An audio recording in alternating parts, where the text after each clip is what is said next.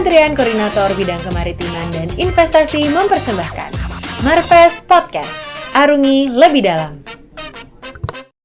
Halo tim Marves, apa kabar? Balik lagi nih di podcast Marves kali ini. Nah, tim Marves semua, nggak kerasa nih ternyata kita sudah masuk ke bulan puasa. Untuk tim Marves yang menjalankan ibadah puasa, semoga selalu diberikan keberkahan, semoga ibadahnya lancar. Jangan lupa untuk selalu jaga kesehatan dan juga jaga hati, jaga imun, dijaga semuanya. Nah, tim Marves kali ini kita akan ngobrol-ngobrol santai lagi nih sama salah satu narasumber tentang hal yang sepertinya untuk kita sekarang sudah menjadi hal yang tidak tabu lagi, menjadi hal yang begitu dekat dengan kita, terutama karena setelah adanya pandemi COVID-19 yang melanda dunia dan juga Indonesia salah satunya, kita menjadi sangat aware nih terhadap kesehatan dan juga berbagai teknologi yang ada. Nah, tim Marves pasti sudah sering dengar tentang cara kita untuk mengetes dan juga mengetahui sebenarnya kita ini terjangkit COVID-19 atau tidak dari berbagai alat teknologi kesehatan yang ada seperti antigen, rapid antigen, lalu ada rapid antibody, lalu ada juga swab PCR dan juga yang lain sebagainya. Pasti teman-teman udah pada tahu nih tentang alat-alat itu. Tapi teman-teman tahu nggak sih kalau ternyata sekarang Indonesia telah memiliki salah satu teknologi kesehatan terbaru yang juga mampu mendeteksi COVID-19 yang telah ditetapkan oleh pemerintah. Tim Marves, kita bakal ngobrol sama salah satu pakar dan juga ahli tentang alat terbaru ini nih. Pasti tim Marves juga udah pada tahu dong kita akan ngomongin apa. Nah, kita akan ngomongin tentang Genos. Nah, sekarang kita langsung aja yuk ngobrol sama satu ahli. Salah satu ahlinya nih dari Genos itu sendiri. Bapak, selamat pagi. Selamat pagi. Apa kabar? Alhamdulillah baik. Puasa ya, Pak? Puasa tetap sehat. Tetap sehat, tetap semangat. Ya, nah, tetap Bapak, semangat. Bapak boleh nih memperkenalkan diri dulu ke tim Marves tentang nama Bapak dan juga sebenarnya Bapak memiliki concern apa di dalam bidang yang akan kita bicarakan kali ini. Ya, kawan-kawan Marves, perkenalkan nama saya Eko Fajar Nur Prastyo. Saya di tim Genos C19 ini yang dibilang merupakan salah satu tim ahlinya yang bertugas terutama untuk memproduksi Genos ini sehingga bisa meluas pemakaiannya di masyarakat.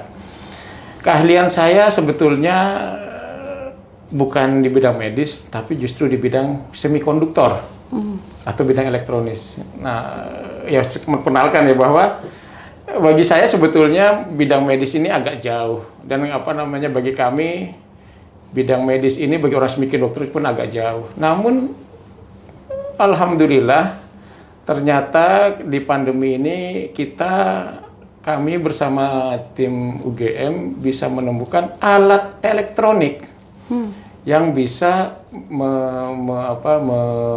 mendeteksi pasien yang mengidap COVID-19.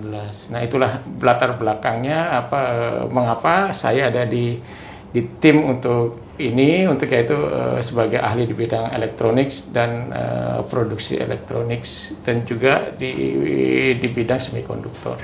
Oke, wah menarik nih ya Pak. Ternyata latar belakangnya Bapak di dalam Genos ini itu lebih ke arah elektroniknya. Dan ini menjadi salah satu pengetahuan baru nih ternyata untuk tim Marves. Kalau alat kesehatan ini merupakan teknologi ya Pak, bukan pure sesuatu yang sifatnya medical gitu, tetapi merupakan percampuran berbagai unsur di dalam teknologinya ini ya Pak. Benar. Nah, Pak, berarti nih pasca pandemi COVID-19 itu sudah ada di Indonesia selama 1 tahun, dan kita bisa bilang kalau perkembangan teknologinya termasuk cepat ya Pak. Benar. Nah, kita dan tim Marves pasti ingin tahu nih Pak, sebenarnya proses dari hulu ke hilir dari tim Bapak dan konsorsium yang lainnya juga dari tim UGM itu dalam menciptakan Genos itu seperti apa sih Pak? Nah, tadi saya sebutkan bahwa Genos C19 ini bisa dianggap sebagai inovasi yang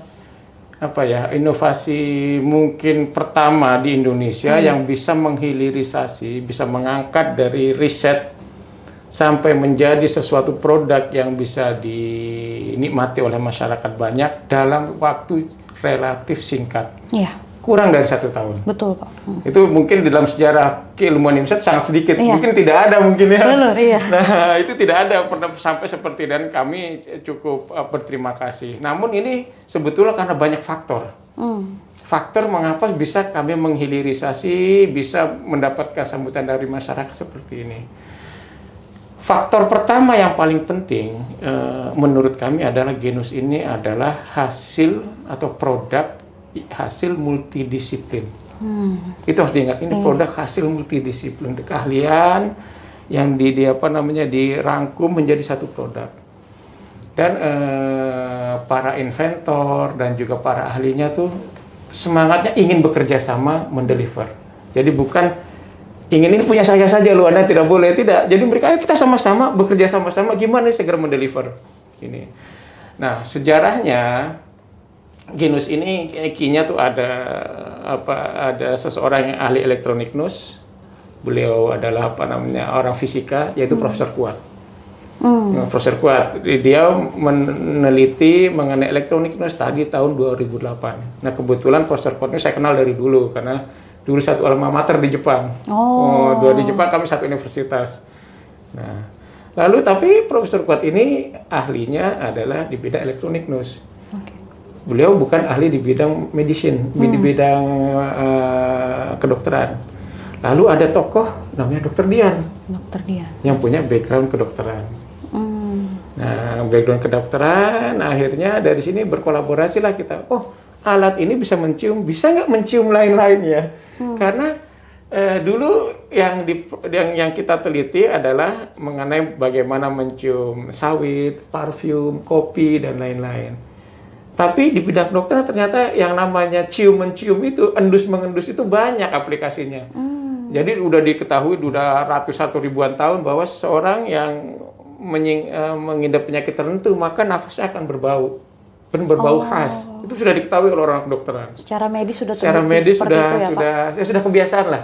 Jadi misalkan seseorang yang ada bau metilen ininya mulutnya. Oh, mungkin dia menderita ketosis. Nah, ketosisnya kenapa? Nah, itu awalnya seperti itu. Atau juga ada indikasi. Ya paling gampang inilah. Kalau demam berdarah ada indikasi bintil-bintil gitu. Betul. Nah, berarti ada respon tubuh terhadap infeksi, maka muncul responnya. Karena si patogen ini kan masuk ke tubuh lalu melakukan metabolisme, lalu tubuh merespon. Betul. Ya misalnya demam berdarah berupa totol-totol, berupa panas, berupa bau mulut dan sebagainya. Nah, inilah ada dari orang kedokteran Dr. Dian yang bilang, oh Pak Kuat, kita coba bisa nggak COVID ini kita deteksi? Betul. Karena COVID ini alat elektronik NUS ini punya pengalaman bisa mendeteksi misalkan narkoba, bisa mendeteksi orang TBC, pneumonia. Nah, COVID bisa nggak? Waktu awal dari tahun 2020 kita nggak tahu bisa apa nggak. Ini dua orang. Kalau kolaborasinya dari orang fisika, orang medicine, terus lalu berikut ada elektronik. Nah, itu saya sendiri. Nah, jadi kita bertiga bilang, oh oke, ini bisa Pak Kuat.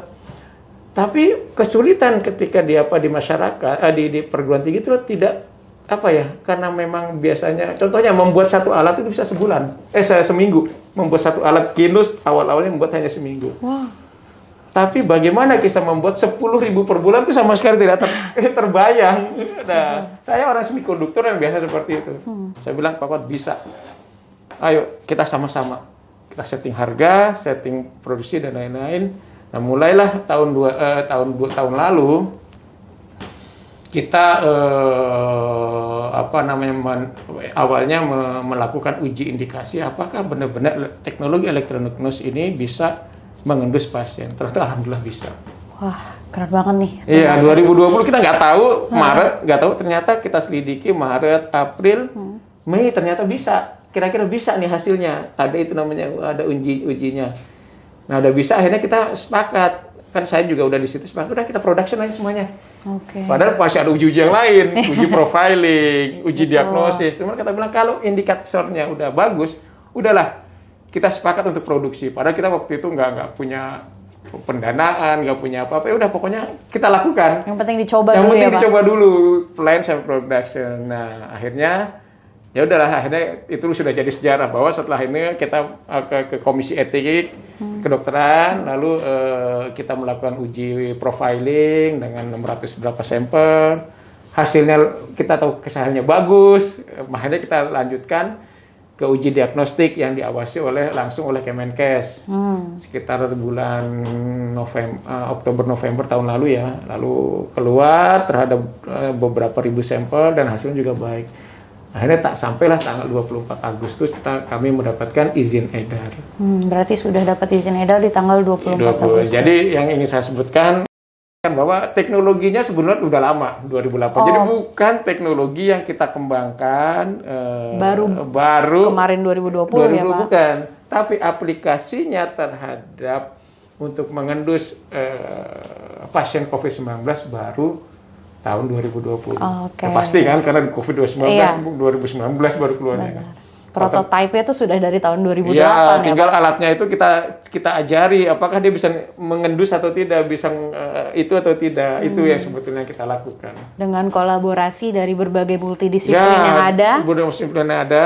Akhirnya menghasilkan alat ini. Menghasilkan alat ini. Ya, itulah sebetulnya yang adalah menurut kami mengapa kami bisa mendeliver alat ini. Karena kerjasama banyak pihak untuk mendeliver. Plus kerjasama itu bukan tim kami saja, dukungannya juga banyak dari yang lain, institusi pemerintah. Boleh kami sebut misalkan BIN, Badan Intelijen Nasional. Itu alat belum cuman indikasinya bagus, dia bilang oke, kalau berhasil kami akan beli. Udah langsung itu berhasil kami beli. Nah, dikasihlah uang untuk melakukan riset dan yang lain sebagainya ya Pak. Uji mahal itu ya. Iya. Kita harus mengkonfirmasi dengan PCR. Waktu itu PCR satu konfirmasi sekitar 1,5 juta. Misalkan 1.000 aja udah 1,5 miliar itu. Iya. Padahal kita harus ribuan lagi, 2.000. Nah, berarti 3 miliar. Terus lalu juga dukungan dari Kemenristek BRIN.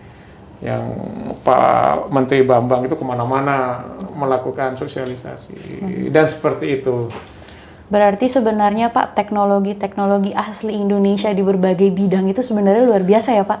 Kita hanya butuh dukungan ternyata. Bukan hanya dukungan Pak.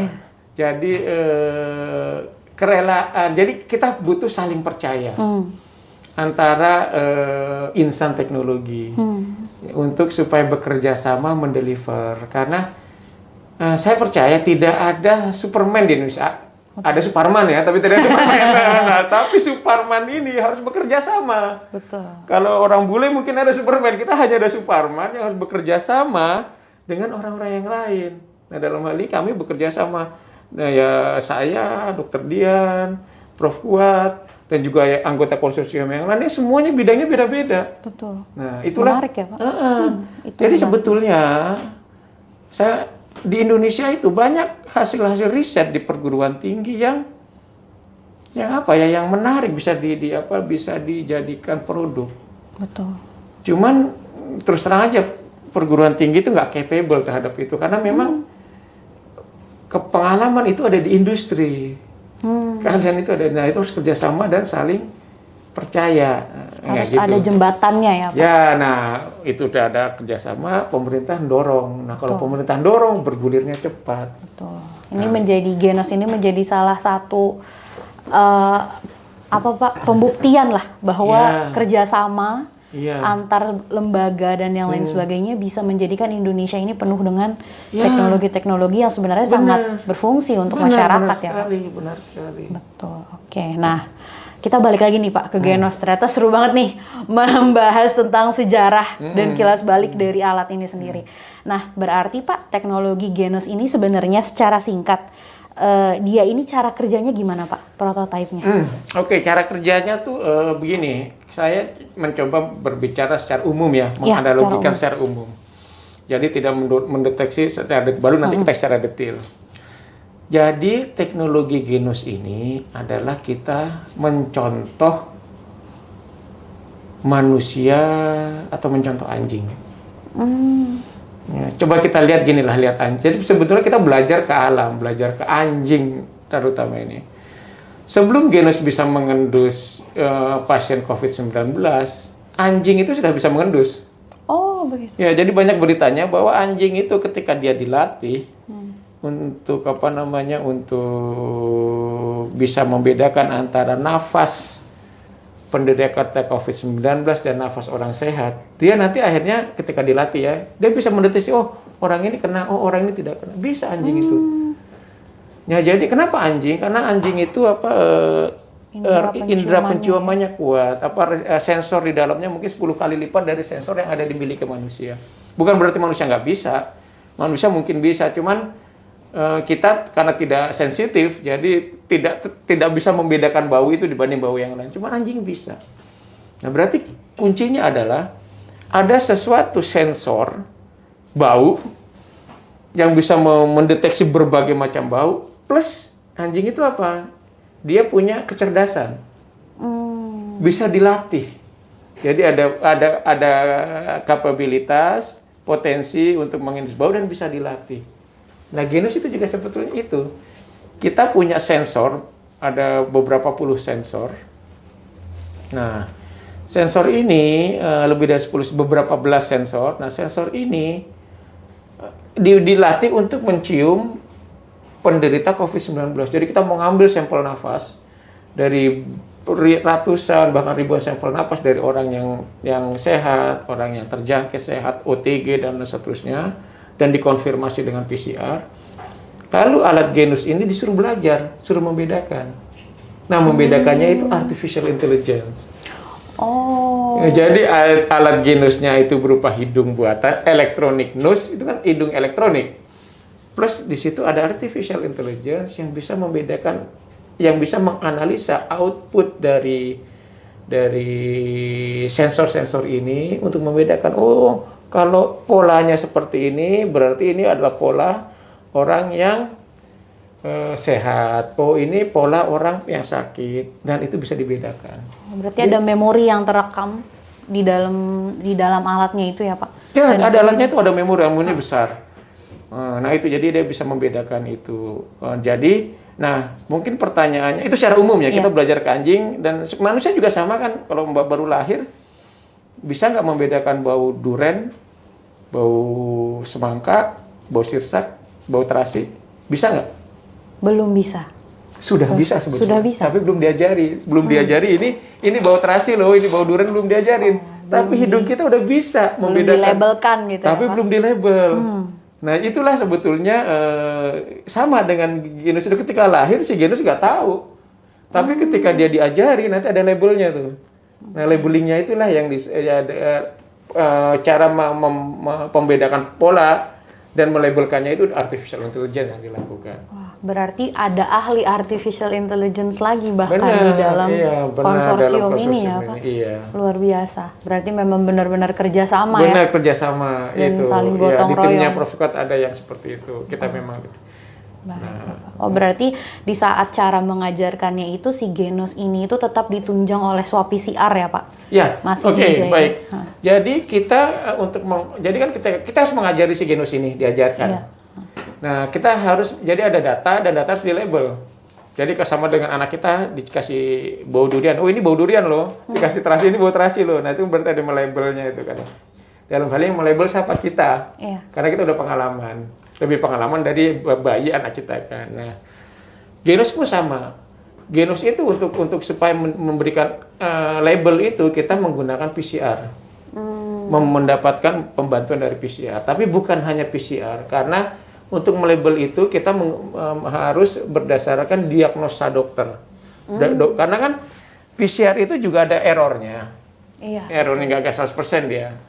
Nah, untuk supaya lebih akurat, maka hasil PCR itu diberikan ke dokter, dan dokter menanya dan lain-lain, baru dokter itu bilang, oh orang ini positif, orang ini negatif. Nah, hasil itulah yang kita berikan ke genus untuk belajar. Oh, berarti jadi lebih komprehensif lagi pelajaran yang diambil oleh si genus. Bukan hanya PCR saja. Logikanya, Pak, kalau si genus ini belajarnya sudah lebih banyak, tingkat akurasinya menjadi lebih tinggi daripada swab PCR. Benar. Kita tidak bisa bilang begitu ya, karena PCR itu kan alat gold standar ya. Iya. Nah, dan Genus belajar ke PCR dan plus dokter. Kalau ditanya apakah bisa lebih akurat dari PCR, mungkin di masa mendatang bisa akurat, mungkin kita tidak tahu. Nah, apa kita tidak tahu karena apa namanya kan harus belajar terus nih ya. Betul. Cuman ada satu fenomena yang namanya keakuratan tuh kan tergantung waktu. Iya. PCR itu mulai akurat di hari setelah infeksi ya, hari keempat atau hari kelima. Iya. PCR hari 4 hari 5 tuh PCR mulai akurat. Sebelumnya PCR tidak akurat. Karena virus loadnya masih rendah kan, kita mencolok-colok ini susah kan. Virus loadnya masih rendah, jadi tidak akurat. Nah, Genus itu mulai bisa mendeteksi hari kedua. Nah, berarti kan ada mungkin di antara hari kedua sampai ke hari kelima Genus lebih akurat. Tapi kesananya PCR lebih akurat. Oh. Jadi kira-kira gitulah apa kita bicaranya sekarang. Betul. Jadi kalau secara keseluruhan mungkin PCR lebih bagus. Cuman ada timing tertentu yang Genus lebih akurat. Sebagai contoh, ketika seorang itu sudah sehat, PCR itu kadang mendeteksi orang itu masih positif. Iya, betul Pak. Kenapa? Sering terjadi. Alasannya kenapa, tahu nggak? Gimana tuh Pak? Alasannya begini, PCR itu kan mendeteksi RNA-nya virus, genetiknya virus ya, genetiknya. Nah, tapi dia tidak bisa membedakan virus mati dan virus hidup. Nah, jadi ketika orang sudah sembuh, dibilang positif oleh PCR, sebenarnya itu bangkainya. Oh, virusnya masih ada, tetapi Bangkai dia tidak bangkai virusnya. Masih ada, cuman dia bilang ada virusnya, jadi bangkainya masih ada.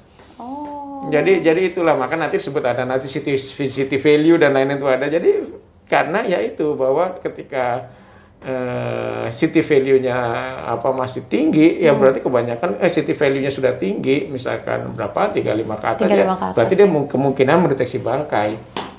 Oh, di saat sudah 35 ke atas itu ya, Pak? Ya mungkin tergantung alatnya ya dan diatur reagennya. Jadi itu ketika sudah sembuh, justru Genus ketika udah jadi bangkai dia tidak terdeteksi. Jadi itulah. Jadi kalau ditanya akurasi itu banyak, akurasi itu pas waktunya, timingnya kapan. Kalau dia selagi sakit, saya yakin PCR lebih akurat. Oke. Tapi kalau sudah mulai di ujung-ujung nih, mungkin Genus lebih akurat, mungkin. Oh. Dan kajian kita, studi kita menunjukkan seperti itu. Baik, berarti masih terus dikaji dong ya Pak? Pasti riset itu tidak akan pernah berhenti ya Pak? Jadi pertama kita akan menambah data terus. Semakin banyak data, semakin akurat kita. Lalu kedua, kewajiban dari Kemenkes kita melakukan post marketing surveillance. Nah, nanti berarti data kita tambah terus, diperbaiki. Nah, itulah yang yang kita lakukan untuk memperbaiki Genus itu. Oke, baik Pak. Nah, lalu kan pastinya dari alat-alat ini ada standar. Belum nanya, kok kenapa ada baunya? Belum Pak. Saya tadi bukan. Kenapa ada baunya? Bau itu definisinya tuh seperti apa Pak maksudnya? Jadi gini, tadi kan saya cuma memberikan hint bahwa sesuatu itu ada baunya. Iya. Orang penyakit, ada penyakit. Nah, lalu pertanyaannya adalah kok penderita COVID-19 ada baunya gitu kan? Benar. Nah, jadi indikasi kenapa gitu kan ya? Dan bau itu apa sebetulnya kan? Itu bau, pertanyaan berikut. aroma kah atau apakah? Nah, jadi gini, ketika sesuatu itu melakukan metabolisme atau hidup kita melakukan metabolisme, kita hidup, dia kan akan melakukan kegiatan kehidupan itu dia akan mengkonsumsi sesuatu dan setelah itu akan ada buangannya sesuatunya. Ya kalau kita mohon maaf kita makan terus kita buang air seni, buang keringat dan lain-lainnya kan ya. Iya, betul. Ketika kita buang itu ada baunya kan? Karena hasil metabolisme kita. Nah, hasil metabolisme kita ada bau. Ya kalau yang keluar dari belakang bau sekali itu. Cuma dari tempat misalkan dari ini kita baunya kurang dan lain-lain. Tapi intinya bahwa ketika kita melakukan metabolisme itu ada buangan-buangan. Makhluk hidup dalam tersebut buang-buangan dan buangan itu bisa mengeluarkan bau. Nah, jika buangan itu berupa sesuatu yang bisa dibau yaitu gas. Nah, gas, nah itu tuh bisa dideteksi. Nah, COVID-19 ini kebetulan dia yang dia serang antara lain pada umumnya adalah paru-paru. Paru-paru ya. Nah, jadi ketika si SARS and CoV si virusnya ini ada di sini, dia kan menyerang sel dan lainnya, dia bermetabolisme. Dan ketika itu dia bermetabolisme, dia mengeluarkan hasil metabolisme. Dan salah satunya kita tengarai gas. Dan banyak ahli bilang gas juga hasil penelitiannya. Nah, gas itulah yang sebenarnya kita deteksi. Nah, itu yang disebut bau. Jadi yang bau yang kita cium semua ini itu sebenarnya gas. Gas yang ada di udara kita sebut VOC ya, volatile organic compound. Gas yang di udara. Nah, itulah yang sebetulnya yang kita deteksi. Makanya bau duren, bau terasi, bau apa yang bau lagi tuh? Yang banyak bau yang lainnya. Nah, bau duren, bau terasi, lalu bau tadi saya belum sebut apa, bau kerupuk, bau ikan. Itu adalah gas-gas yang keluar dari benda tersebut yang dengan komposisi tertentu menyebabkan hidung kita mengambil sinyalnya dan otak kita menginterpretasi bahwa kalau komposisi gas ya, bukan satu gas ini polanya ini berarti bau duren. Kalau polanya seperti ini bau ikan, ini polanya ini bau terasi. Nah, itu sebetulnya gas yang kita cium. Bau itu sebenarnya gas. Maka dari itu logika timing itu menjadi ini ya Pak, mengindikasikan tadi apa kalau misalkan swab PCR itu dia lebih dapat dideteksi saat dia sakit, sedangkan genos ini dia itu gas indikasinya itu lebih bermain di saat 1 atau 2 hari setelahnya karena yang dideteksi ada metabolisme virus. Jadi kalau PCR kan mendeteksi, jadi gini, ada banyak alat, dari alat-alat ini kan, agak melencengnya alat-alat ada tadi yang disebutkan dari swab antigen, ada PCR, serologi, dan lain-lain. Antigen dan PCR dia mendeteksi fisiknya virus. Secara fisik dia secara langsung mendeteksi virus. Jadi kalau misalkan PCR kan dia mendeteksi kandungan genetiknya. Kalau antigen tuh permukaannya dia binding dengan suatu tertentu, kalau binding dia ini, jadi secara fisik dia ini keluar. Nah, antibody dia tidak secara fisik, dia juga sama dengan genos sebetulnya. Dia melihat respon tubuh. Ketika seorang itu terjangkit, maka tubuh melakukan respon kan. Responnya mengeluarkan antibody. Iya. Jadi bukan virusnya, antibody. Nah, cuman antibody itu keluar mungkin hari ke-7, 9, 10 dan lain-lainnya. Jadi sama dengan genos, dia mendeteksi respon tubuh terhadap virus. Oke nih, jadi kita udah mendapatkan penjelasan ya Pak terkait logikanya. Ya, logika dari alat ini itu bekerjanya seperti apa? Kita mendeteksi gas. Maka sensor-sensor di dalam itu salah satunya ada sensor-sensor gas.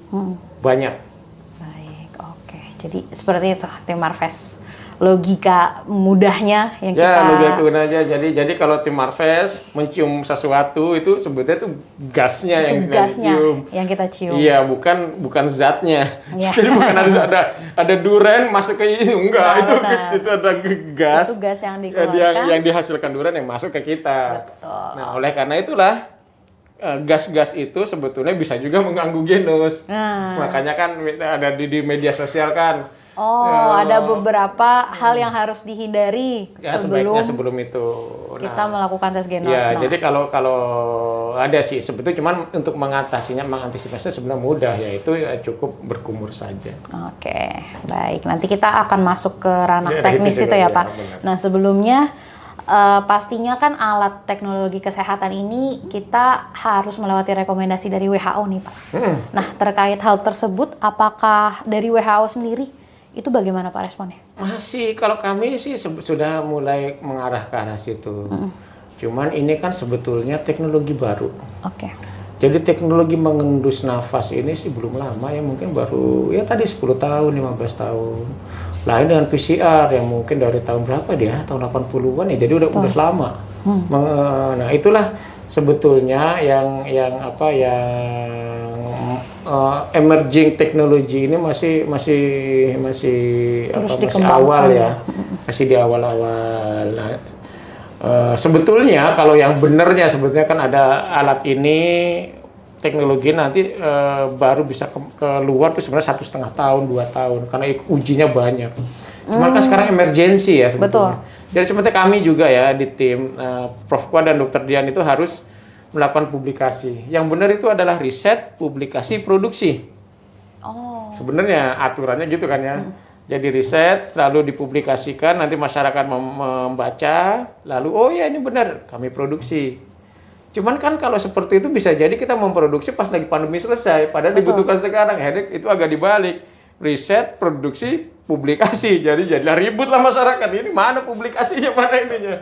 Ya karena memang nggak nututi harus ini. Kita melakukan publikasi juga, cuman tidak dalam jurnal yang ini, tapi lebih publikasi populer ya. Seperti kan publikasi populer sebenarnya kan ya. Kayak karena seperti yang kita ketahui karena ini sifatnya emergensi ini ya Pak. Benar. Nah jadi ketika ingin ke kita ingin ke WHO, maka WHO pasti akan mensyaratkan publikasi dan lain-lain. Oh, okay. Nah jadi kita mengarah situ. Nah sambil membuat merilis publikasi kita ke jurnal-jurnal yang respektif ya. Baik. Itu jadi ke arah situ, cuman WHO pasti mensyaratkan publikasi. Baik, Bapak. Nah, cuman kalau di sini sebenarnya kita bukan tidak ada publikasi. Ketika kita mendapat izin itu ada data ilmiahnya semua. Betul. Data ilmiah itu lengkap. Namun itu tidak bisa dipublikasi. Kenapa? Kalau itu dipublikasi jurnal kita udah bilang nggak boleh, karena aturan jurnal itu bilang kalau Anda sudah mempublikasikan di tempat lain, maka kami tidak accept. Iya. Itu aturan di dunia ilmiah. Jadi harus pertama kali tempat itu. Baik, Bapak. Nah, sebenarnya dari alat pendeteksi penciuman ini ada benchmark dari luar negerinya nggak sih, Pak? Ada banyak. Jadi saya bilang sebetulnya teknologi ini sudah lama ya. Iya. Dan biasa dipakai untuk misalkan yang non medis ya, misalkan tadi pendeteksi narkoba, pendeteksi narkoba, pendeteksi alkohol. Ya, yang di luar, yang di Amerika kalau di Amerika misalkan langsung di ini, kalau kita jarang karena yang mabuk jarang kan kita nggak tahu. Di Amerika, di Jepang suruh berhenti di ini kan. Disuruh tiup ya Pak. Suruh tiup. Alkoholnya berapa persen? Bener. Nah itu kan udah biasa itu teknologinya. Betul. Yang tidak biasa adalah kebaruan dari alat ini adalah ketika dia bisa mengendus pasien COVID-19. Dan artificial intelligence di dalamnya itu ya Pak? Ya, pengendus alkohol juga pakai itu juga. Semuanya rata-rata pakai artificial intelligence dalam level tertentu.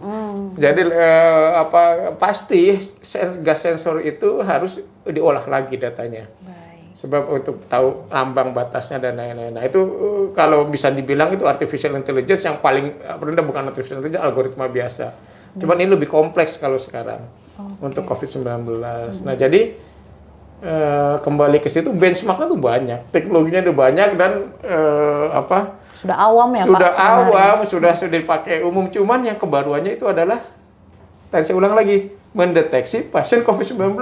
Itu kebaruannya itu, dan ini baru setahun. Itu dia inovasinya ya Pak, dan akan terus dikaji. Benar, karena COVID-19 baru setahun. Pas setahun kan bulan puasa. Saya ingat sekali bulan puasa tahun lalu tarawih susah sekali. jadi ini nih, jadi Ramadan ini jadi udah setahun. Iya betul. Setahun ya kan. Udah jadi ini ya, kita udah ingat kalau ternyata COVID ini tidak terasa sudah setahun ya Pak. Setahun. Dan alhamdulillahnya sudah banyak inovasi-inovasi yang sebenarnya terus dilakukan dalam satu tahun ini. Itu Ramadan tahun lalu sulitnya minta ampun, lagi ketat-ketatnya lalu. Benar. Lagi nggak boleh tarawih, nggak boleh ini, nggak boleh itu. Ya itu. Dan lagi rame-ramenya juga itu. Bener. Ya. Nah sekarang setelah kita makin belajar, akhirnya protokolnya makin ini kan. Boleh tarawih cuman gini. Iya benar. Dan yang penting jaga ya, 5M itu ya Pak. 5M, benar. Oke.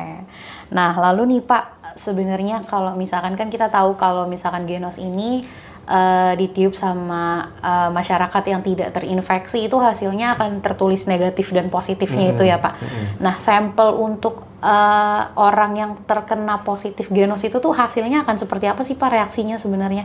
Karena kan kita kebanyakan nih tim Marves di luar itu ngelihatnya kalau Genos nih kebanyakan aman nih Pak hasil-hasilnya. Nah tapi apakah pernah dicoba ke pasien yang sedang mengalami COVID-19 dan itu alatnya akan bekerja seperti apa gitu Pak? Justru Mbak, awal alat ini adalah dikembangkan untuk alkes yang dipakai di rumah sakit. Oh. Jadi data yang kita miliki justru data orang sakit banyaknya. Nah, data orang sakit sehingga kalau alat kita itu cukup akurat terhadap orang sakit. Nah, itulah sebetulnya padahal ketika dilepas ke masyarakat yang justru banyak menggunakan adalah yang non vaskes ya, non fasilitas kesehatan. Nah, kita punya data itu, maksudnya data yang belajar tadi itu banyak ada juga, cuman kurang banyak sebetulnya. Nah, kalau ditanya apakah untuk orang yang positif dikonfirmasi, itu justru yang dikonfirmasi utama terhadap itu. Oke. Kita mengkonfirmasi tadi yang diagnosa itu di banyak rumah sakit. Di Jogja ada 4-5 rumah sakit, di Jakarta dan lain-lain. Baik. Karena yang di PCR kan yang orang sakit, orang sehat jarang di PCR. Betul. Nah, Kecuali ada persyaratan ingin kemana gitu ya, Pak? benar. Nah, mendapatkan itu kan sulit. Kalau kita ingin mendapatkan orang sakit, tinggal datang ke rumah sakit COVID, datanya udah banyak semua itu. Betul, karena itu banyak banget nih Pak, ternyata tim Marves yang nitip pertanyaan itu. Oh, iya. Pengen tahu sampel awalnya tuh ke orang sakit dulu nggak? Orang sakit, justru kita ke orang sakit. Justru ke orang sakit dulu ya, Bukan tim ke orang Marves. sehat. Itu jadi sekarang kita justru meluaskan ke orang sehat. Nah, ini mendapatkan data, makanya kita pernah bilang ke Marves kan berperiode untuk melakukan ini kan, PCR. Kalau bisa sih datanya kita ambil juga aja sebelum PCR, kita hembus dulu dan lain-lain, sehingga kita data terhadap orang sehat itu juga makin banyak. Iya, malah responnya malah jadi lebih baik ya Pak. Benar. Jadi kan ginilah intinya analoginya. Kalau kita biasa ngomong bahasa Inggris misalkan ya, kita biasa bahasa Inggris orang India, kayak gitu kan, atau bahasa Inggris orang Jawa lah, orang Indonesia. Bahasa kan punya intonasi tertentu kan. Kita ngerti bahasa Inggris, ngerti semuanya, bahasa Inggris Singapura dan lain-lain. Tiba-tiba kita ketemu orang British English, nggak ngerti kita. Betul. Bener kan? Aduh, Kaget. ngomong apa nih? Ngomongnya kok kayak berkumur. Nah, itu sebagai itu contohnya seperti itu. Berarti otak kita belajar bahasa Inggris hanya terhadap sampel orang itu. Tapi belum belajar bahasa Inggris terhadap sampel orang British.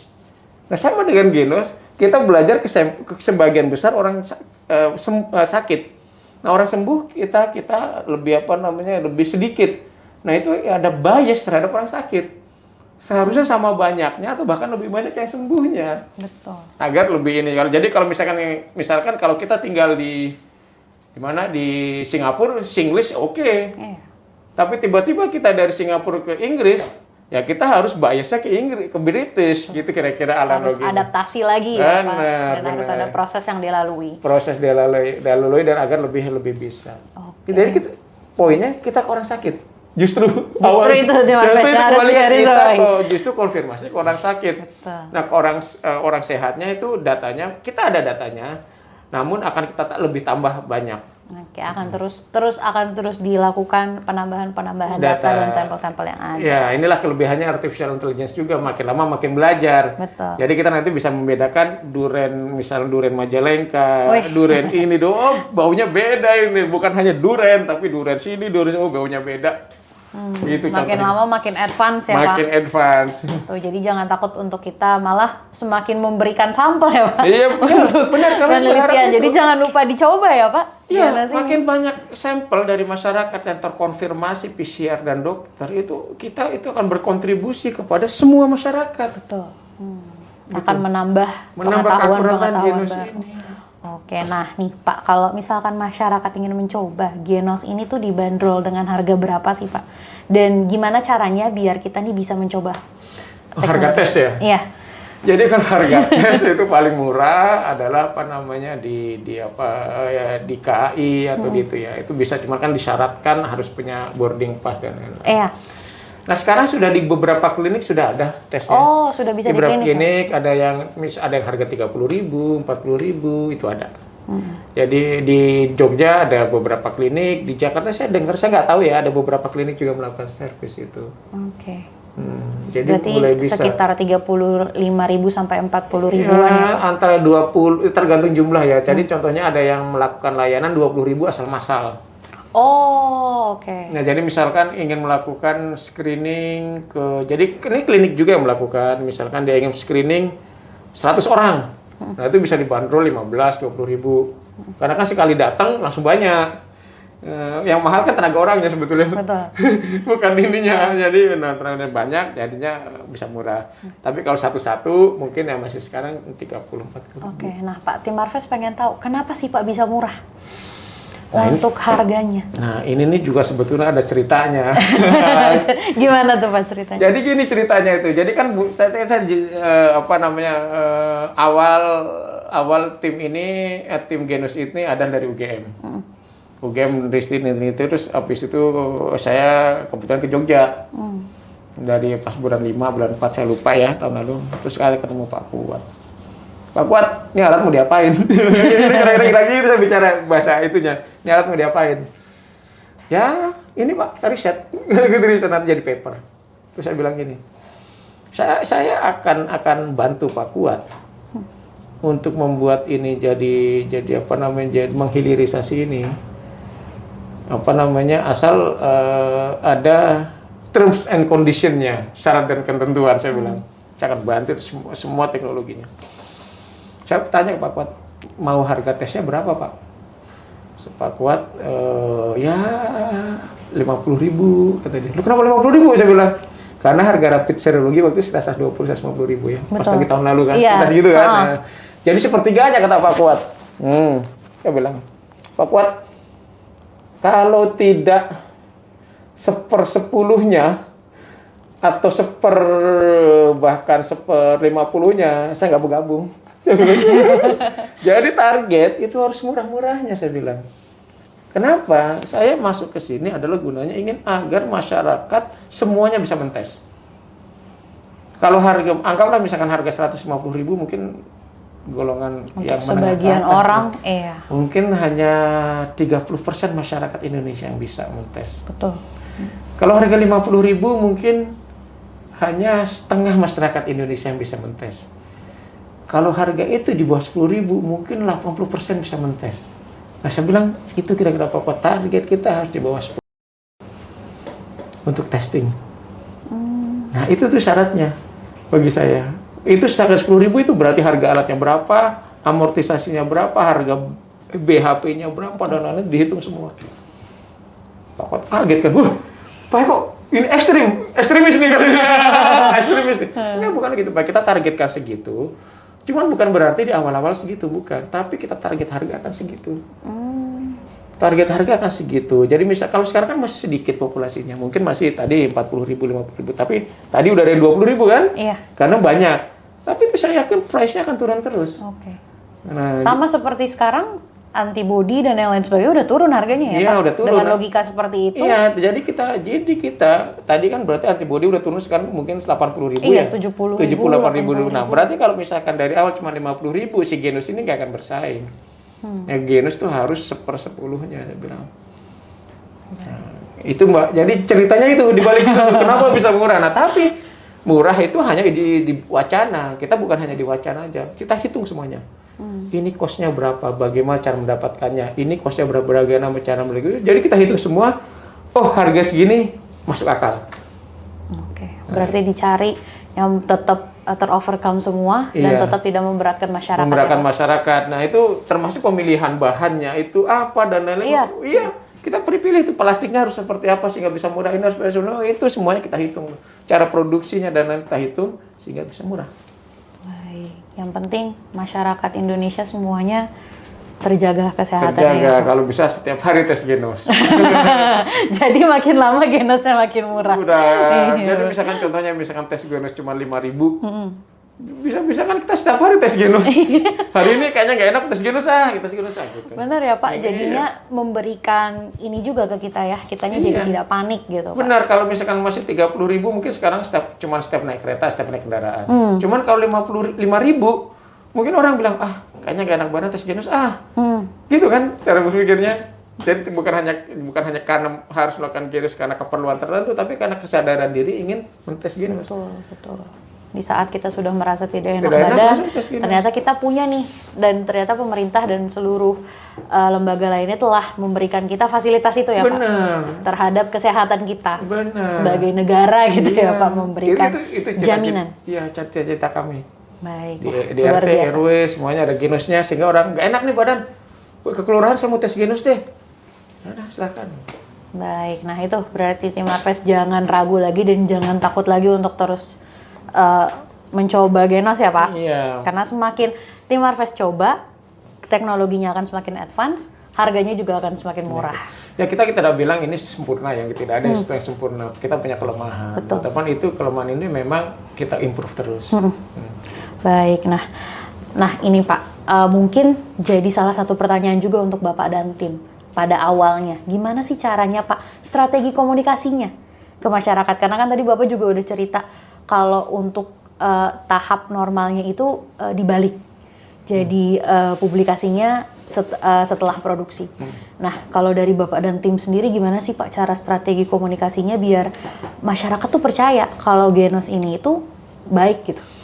Jadi gini Mbak, kita tuh sebagian besar saintis dan industrialis ya, engineer.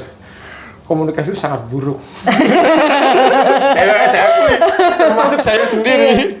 Itu komunikasi sangat buruk kita. Kita biasa ini ya, orang saintis, engineer itu kita biasa ngomong langsung. Kita bicara tentang data dan fakta. Dan kita tidak berpikir bagaimana orang itu menginterpretasikan data dengan fakta kita. Betul. Sehingga banyak dipelintir. Iya. Makanya kita untuk tim Marves ketika mau diskusi saya bilang ini buat apa ini? Jangan-jangan saya nanti salah bicara dipelintir-pelantar susah. Jadi saya akui tim Genos itu tim intinya itu sangat buruk komunikasinya. Termasuk saya, apalagi saya itu paling buruk mungkin. Nah, namun alhamdulillah justru yang menjadi tim komunikasi yang komunikator yang baik dari Genos ini adalah para pejabat negara. Itu kami sangat apresiasi. Pak Menristek, Pak Bambang Brojo, Pak Luhut, itu beliau itu komunikasinya sangat baik. Pak Menhub, Pak Budi Karya, beliau itu juga sangat baik komunikasinya, bahkan memberikan staf khusus untuk menjadi komunikator Genos, Bu Adita. Lalu PT KAI sangat baik melakukan sosialisasi ke masyarakat, sangat baik, luar biasa deh. Dan juga yang lain. Jadi itu tanpa adanya tokoh-tokoh ini kita nggak ada apa-apanya. Karena kita sendiri buruk komunikasinya. Jadi contohnya kita kan jujur misalnya bilang, ini mana publikasinya? Publikasinya ini ada, cuma belum kita keluarin. Itu kan cara berkomunikasi yang sangat buruk. Nanti orang bilang, loh berarti ada yang Anda rahasiakan dong, itu jangan-jangan nggak baik datanya. Padahal maksudnya kita tidak keluarkan adalah karena kita ingin mempublikasi ini di jurnal yang bergengsi. Betul. Tujuannya itu bukan ditutup itu, karena terhadap tim internal Kemenkes kita buka semua. Nah itu jadi komunikasi tablet kan ada tokoh-tokoh ini yang tadi saya sebutkan, Pak Luhut, Pak Budi Karya, Pak Bambang Brojo, lalu PT KAI dan semuanya itu membantu kami. Itulah yang membuat Genos itu bisa dipercaya di masyarakat. Baik, balik lagi ke yang awal tadi kita bahas ya Pak, kolaborasi. Jadi dari tadi multidisiplin dan jadi kan kita sudah berkolaborasi, saling percaya, dan pemerintah memberikan kepercayaan itu, dia juga percaya ke kita dan mendorong bergulirnya cepat, Mbak. Itu yang dibutuhkan di negara kita. Betul. Dan ini bisa menjadi salah satu acuan ya Pak untuk nggak cuma di bidang ini aja. Wah, semua bidang. Kedepannya semua bidang. Dan dengan kerjasama ini luar biasa ya Pak. Iya Pak, luar biasa. Jadi ya intinya ya tetaplah Pak sains itu harus diverifikasi dan lain-lain. Cuman ya ini komunikasi publik ini justru para pejabat publik yang membantu kami. Berarti terima kasih. Karena kita kan kami Pak. Iya, peran key opinion leader ini berarti sangat luar biasa. Itu sangat luar biasa. Itu tanpa adanya itu kami tidak ada apa-apa. Baik Bapak.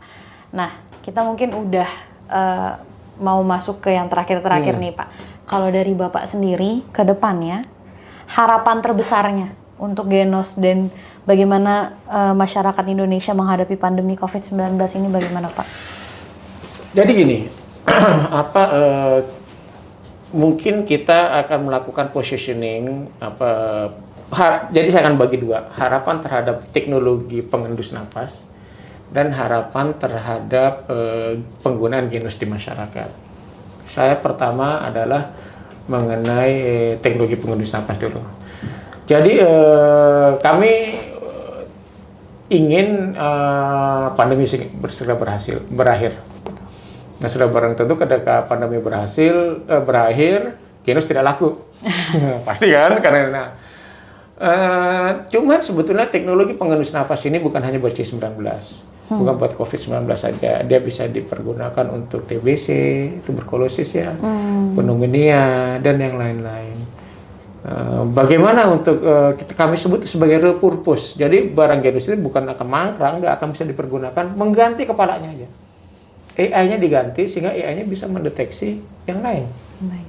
Nah itu kita lakukan. Jadi teknologinya akan tetap berkembang untuk mendeteksi berbagai macam penyakit.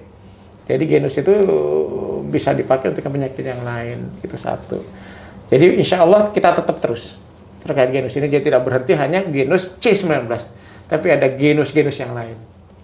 Insya Allah akan kita rilis untuk kelanjutannya ya. Amin. Nah, itu jadi tidak hanya di C19 saja. Nah, jadi berikutnya adalah kita, yang kedua adalah mengenai penerapan, harapan kami terhadap penerapan di masyarakat. Tadi saya sebutkan. Genus ini positioning-nya adalah sekarang screening dan tracing. PCR adalah diagnostik. Nah, kelebihan Genus ini adalah cepat, murah, aman, mudah. Nah, cepat, murah, aman, mudah. Dan yang cepat ini bukan hanya cepat testingnya, dia cepat bisa mendeteksi dini. Nah, jadi itu sangat bisa dipakai untuk dua hal. Community surveillance. Jadi komunitas di surveillance secara berkala akan dites. Kedua untuk border protection. Border protection jika ada orang masuk, maka dia harus dites. Jadi beberapa kantor melakukan hal seperti itu. Nah, community surveillance kenapa gunanya begitu? Jadi gini, gampangnya kan staf test deh di kantor saya, di kantor kita ini staf test Genus.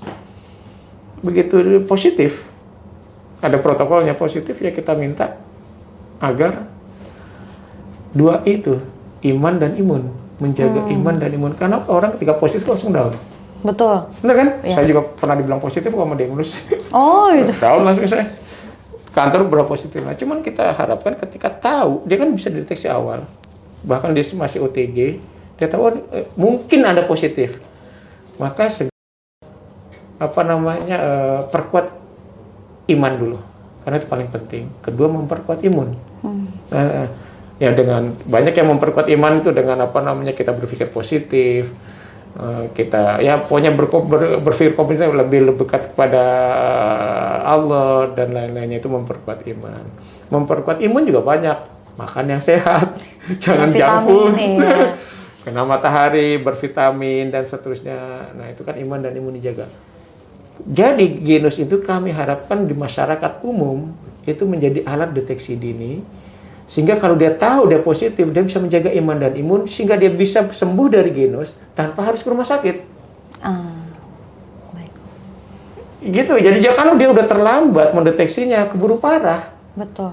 Karena tadi ya, yang kita bahas tadi PCR itu di saat sakit ya. Benar, di atas sakit. Jadi kalau PCR udah positif ini, ya, dia udah positif, udah sakit, udah parah mungkin sakitnya, udah nggak enak sih itu. Jadi harus masuk ke rumah sakit. Tetapi kalau dari awal kita tahu, ya mungkin kita bisa segera sembuh tanpa harus ke rumah sakit.